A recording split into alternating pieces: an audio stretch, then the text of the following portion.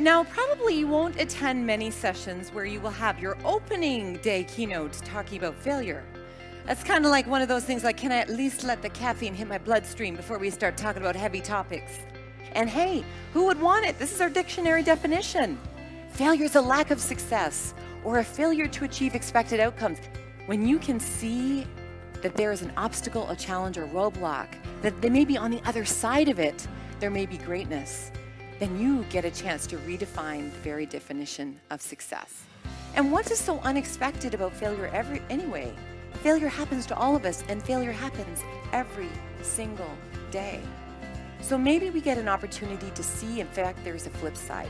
Because when we can embrace that, maybe in fact there's failure, there could be some gains from that. Because really, when you fail, it gives you an opportunity to learn. And when you can learn, it ignites you about something you perhaps never wanted or planned to learn. And then you can praise yourself and others in the most truly authentic, meaningful way that you need to. You shared how, in fact, it was the journey of trying to write a book on greatness. And yes, I failed to write that book twice. I'm living my own message here, everybody. You know what I learned when I had to really dig into that lesson? That there was only one theme that arose in every single one of those interviews, from Everest climbers to Olympians to 3M scholars to philanthropists. The one thing that they shared was how invaluable failure is in their work, their life, and their business. I learned that, in fact, how they approach the world is they have a failure resilient mindset.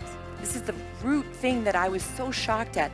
How they handled failure was how they handled everything.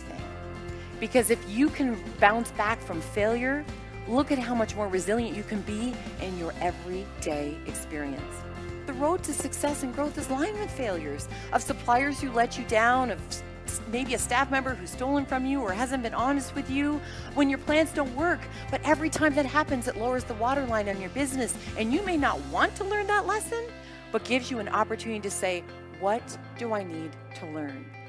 You see, if you're comfortable, you're probably settling. When I first said, we're going to dance, remember you're like, ooh, we're going to what?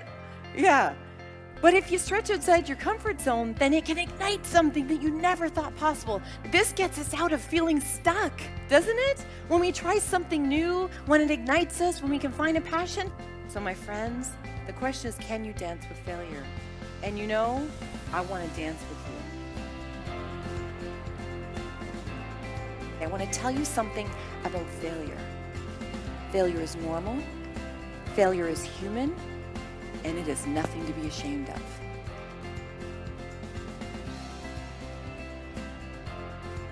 See, you can deflate from failure, you could even just mitigate the damage, but what truly great people who lean into failure, and I know every one of you in this room has had this experience, you can elevate from it on the other side.